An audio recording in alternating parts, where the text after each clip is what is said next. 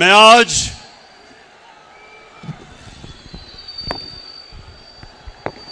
अपनी कौम का शुक्रिया अदा करता हूं। आपका मैं दिल से शुक्रिया अदा करता हूं कि आप जिस तरह मेरी कॉल पे हर पाकिस्तान के कोने से आज यहां आए, मेरा दिल से मैं आपकी अप्रिसिएशन और शुक्रिया अदा करता हूं। बहुत बहुत शुक्रिया आपका। मैं अपनी टीम जो ऊपर बैठी है, मेंबर्स पार्लियामेंट, मैं आज इस स्टेज से आपको खराज तहसीन पेश करता हूं कि मुझे पता है कि जिस तरह की आपको लालच दी गई, पैसे ऑफर किए आपको, जिस तरह हर किस्म की आपके ज़मीर को खरीदने की कोशिश की गई, मैं आज आपको खराज तहसीन पेश करता हूं कि माशाल्लाह आपने मुझे खुश किया। मुझे फख्र है आपके ऊपर।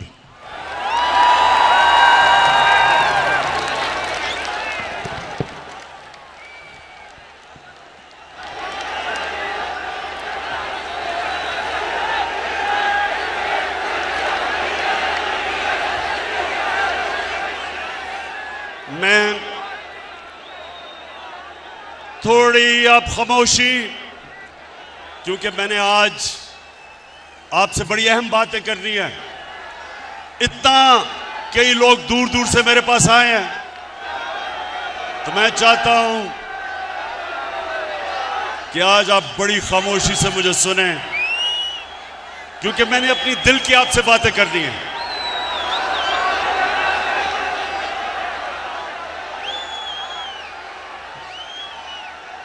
मेरे पाकिस्तानियों,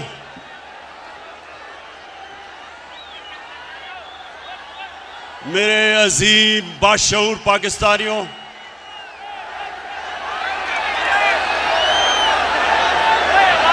शुक्रिया, बहुत बहुत शुक्रिया। देखिए, मैंने आज आपको अमर बिन मारूफ, आ रही आवाज,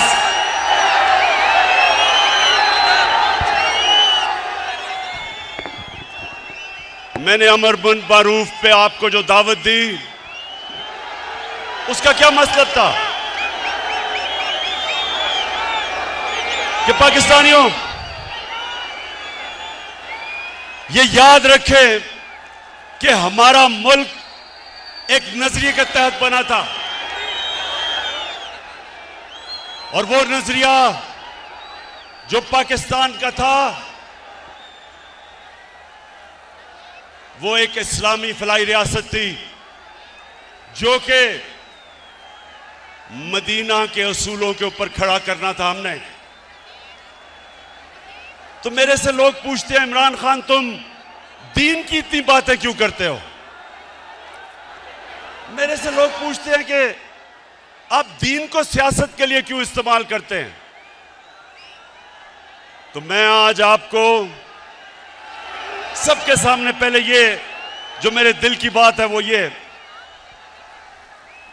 कि आज से 25 साल पहले जब मैंने अपनी जमात बनाई थी, तो मैं सिर्फ इसलिए सियासत में आया था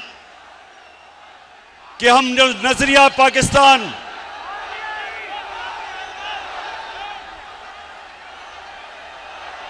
अच्छा मुझे अब पहले हाथ खड़ा करके बताएं कि आपको आवाज आ रही है?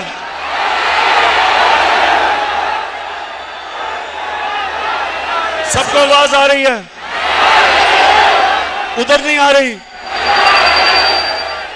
अच्छा एक मिनट, जिनको आवाज नहीं आ रही वो हाथ खड़ा करें।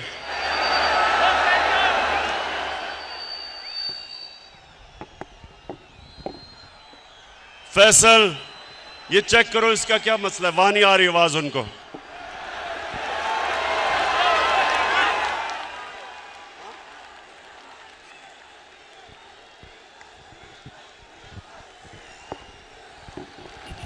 स्पीकर से लोग उतर जाए। आपसे गुजारिश है कि स्पीकर जो लगे हुए हैं उनसे आप उतर जाए ताकि आपको आवाज सही जाए।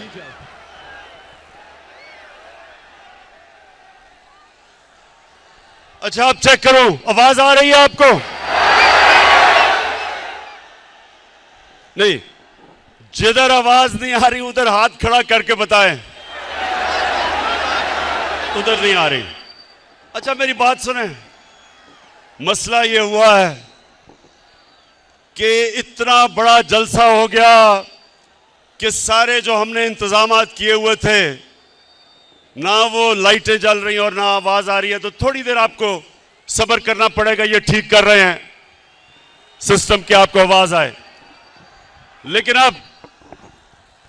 अब थोड़ी खामोशी से सुने मेरी बात। जिनको आवाज आ रही है वो सुने। देखें,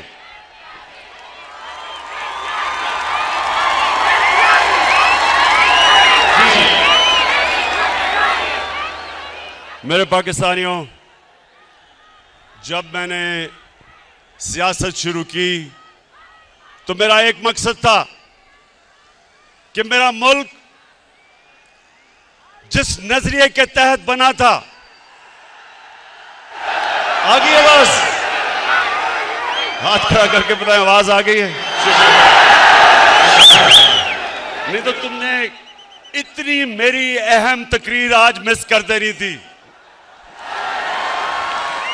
अच्छा सुने, मैंने बड़ी बातें आपसे करनी है और आखिर में जो मैं बात करूंगा वो सबसे अहम है। शाह महमूद कुरैशी ने जो बात की थी कि एक बाहर से मुदाखलत हो रही है पाकिस्तान में, उसके ऊपर मैं बाद में बात करूंगा। उससे पहले मेरे पाकिस्तानियों, मैं जो चीज आपने समझनी है कि जब तक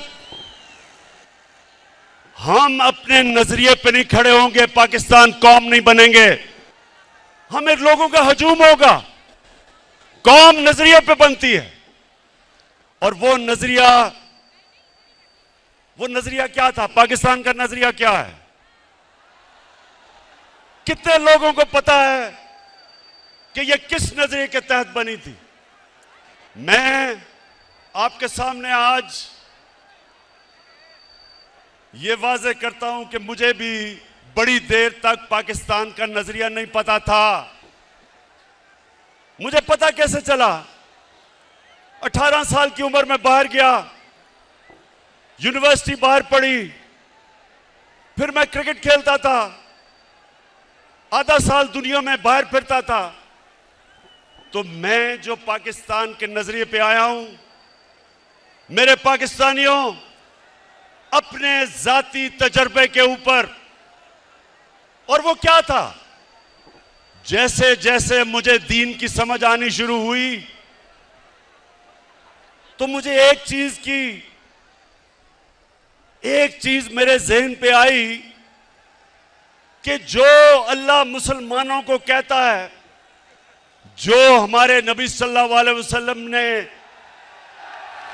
मदीना का निजाम बनाया था, वो पाकिस्तान में तो नजर नहीं आ रहा, लेकिन वो मगरबी दुनिया में मुझे नजर आ रहा था। मुझे आहिस्ता आहिस्ता पता चला कि मोहम्मद अब्दू जो 100 साल से पहले यूरोप गए तो उन्होंने एक जुमला कहा। नौजवानों, उन्होंने जुमला ये कहा कि यूरोप में मुझे मुसलमान तो नहीं नजर आए, लेकिन बड़ा इस्लाम नजर आया। और वापस जब वो मिस्र गया तो कहता, यहां मुसलमान तो बड़े हैं लेकिन इस्लाम नहीं नजर आ रहा। तो मैंने अपने तजर्बे से जो मैंने मगरबी माशरे को समझा, तो मुझे पहली दफा समझ आया कि फलाई रियासत क्या होती है। पाकिस्तान में तो कोई फलाई रियासत नहीं थी। मैं जब पहली दफा बरतानिया गया तो पहली दफा मैंने समझा कि फलाई रियासत क्या है। बरतानिया में एक आम आदमी के लिए अस्पताल में मुफ्त इलाज, उसके बच्चे के लिए मुफ्त तालीम, वो बेरोजगार होता था तो हुकूमत पैसे देती थी, अनएम्प्लॉयमेंट बेनिफिट्स। वो अदालत में जाता था तो हुकूमत उसको वकील करके देती थी।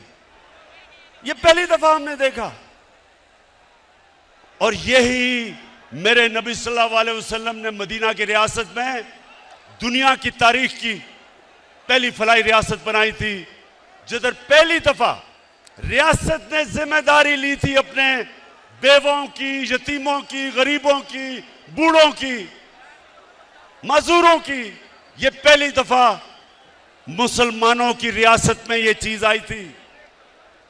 तो ये तो मैंने यूरोप में देखी, स्कैंडिनेविया में देखा कि वो किस तरह अपने गरीब तबके को ऊपर उठाते हैं। और हाल ही में चाइना में देखा कि पिछले 30 साल में चाइना ने 70 करोड़ लोगों को गुर्बत से निकाला।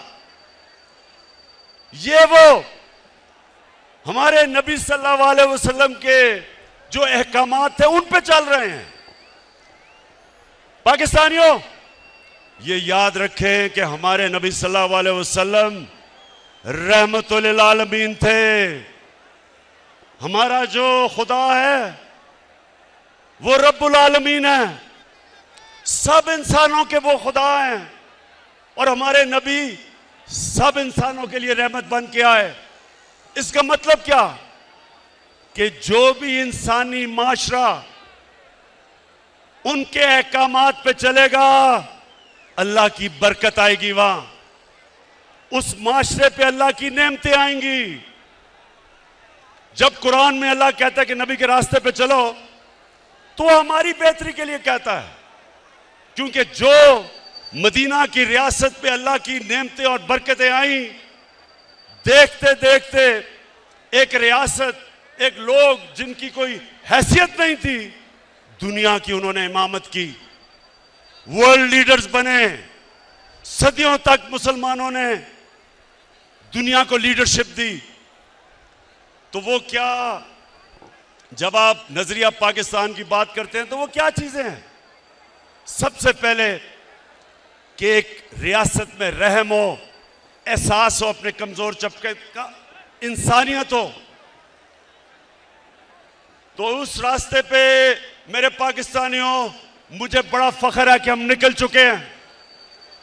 हम वो मुल्क हैं जो किसी भी दुनिया की डेवलपिंग वर्ल्ड, जो मुल्क तरक्की कर रहे हैं, किसी मुल्क के अंदर भी यूनिवर्सल हेल्थ कवरेज नहीं है। हर हमने खानदान को हेल्थ इंश्योरेंस दी 10 लाख रुपए की। ये हमने अपने नबी की सुन्नत पे चल के, कि एक आम आदमी जिसके पास पैसे नहीं, जिस घराने में गुर्बत हो, उधर उनको सबसे बड़ा मसला होता है कि कोई बीमार हो जाए, क्योंकि उनके पास पैसे नहीं होते। तो मेरे पाकिस्तानियों, मुझे फख्र है आज कि पाकिस्तान में वो हम हेल्थ इंश्योरेंस लेके आए हैं कि गरीब से गरीब आदमी एक प्राइवेट हॉस्पिटल में अपना जाके इलाज करवा सकता है, जिधर वो सोच भी नहीं सकता था, पहले तसव्वुर भी नहीं था। उसके अलावा हमारा जो एहसास का प्रोग्राम है, पाकिस्तान की तारीख में कभी इतना पैसा खर्च नहीं किया गया अपने कमजोर तबके को ऊपर उठाने के लिए। हमारा राशन है वो हम शुरू कर रहे हैं 2 करोड़ खानदान के लिए, ताकि उनको महंगाई के अंदर सहारा दिया जाए। हमारी नौजवानों, हमारा कामयाब पाकिस्तान का प्रोग्राम है, जिधर 20 लाख खानदानों को हम 5 लाख रुपए एक फर्द को कर्जा दे रहे हैं सूद के बगैर, जिधर 20 लाख उसी खानदान को कर्जा दे रहे हैं सूद के बगैर घर बनाने का, और उसी खानदान को एक फर्द को टेक्निकल एजुकेशन दे रहे हैं ताकि वो अपना रोजगार कमा सके। ये पहली दफा हमारे मुल्क की तारीख में निचले तबके को ऊपर उठाने की कोशिश हो रही है। और जब मेरे नौजवानों हमारे पास टैक्स पे पैसा आया, हमारा टैक्स बढ़ा, तो सबसे पहले मैंने काम किया 250 अरब रुपए की हमने सब्सिडी देके पेट्रोल की कीमत बजाय 10 रुपए बढ़ाने की 10 रुपए कम की।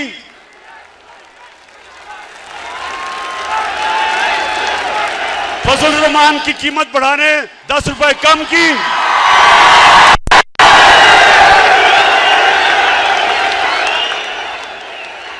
और बिजली की कीमत 5 रुपए यूनिट कम की, 250 रुपए की हमने सब्सिडी दी। और मैं आपको आज यकीन दिलाता हूं कि जैसे जैसे मैं पैसा इकट्ठा करता जाऊंगा, जैसे जैसे मैं टैक्स का पैसा इकट्ठा करता जाऊंगा, वो सारा पैसा मैं अपनी कौम पे खर्च करूंगा, उनके लिए आसानियां पैदा करूंगा। माशाअल्लाह, मेरी कौम का जुनून, इस जुनून को इंशाअल्लाह इस जुनून को हमने काबू करके पाकिस्तान को दुनिया की अजीम कौम बनाना इंशाअल्लाह। इसके साथ सुनते रहे मेरे पाकिस्तानियों, मेरा जो किबला है, मेरा जो नजरिया है, वो मैं 25 साल से उस नजरिए पे खड़ा हूं। और मेरा ये ईमान है कि हमारा मुल्क सिर्फ तब तरक्की करेगा अगर वो मेरे नबी सल्लल्लाहु अलैहि वसल्लम के रास्ते पे चले, उनकी सुन्नत पे चले। और उनकी सुन्नत थी मदीना की रियासत। तो सबसे पहले इंसानियत का निजाम, जिसमें हमारे में रहम हो, हम बजाय अमीर को अमीर करते जाएं, हम अमीर से टैक्स इकट्ठा करके अपने गरीब लोगों को ऊपर उठाएं। और इंशाअल्लाह मेरा यह वादा है कि जब हम 5 साल मुकम्मल करेंगे, सारा पाकिस्तान देखेगा कि कभी इस मुल्क की तारीख में किसी गवर्नमेंट ने इतनी तेजी से पाकिस्तान की गुर्बत कम नहीं की। दूसरा, मेरे नबी सल्लल्लाहु अलैहि वसल्लम ने जो मदीना की रियासत में उनका दूसरा हुक्म था, वो इंसाफ, कानून की हुक्मरानी। उन्होंने कहा, मेरी कौम ये सुन लो, ये आज बड़ा जरूरी आपके लिए समझना है कि मैं इनको क्यों नहीं एनआरओ देता, क्योंकि मेरे नबी का फरमान था कि तुम्हारे से पहले बड़ी कौमें तबाह हुई, जिधर छोटा चोर चोरी करता था तो उसको जेल में डाल देते थे, और जब बड़ा डाकू चोरी करता था उसको एनआरओ दे देते थे।